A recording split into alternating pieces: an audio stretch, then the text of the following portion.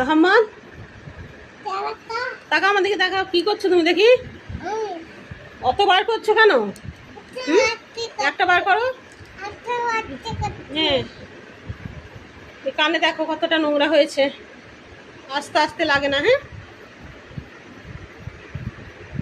দেখি দেখি কতটা নোংরা হয়েছে দেখি। বার করো, বার করো, বার করো, তুমি বার করো। কই দেখি।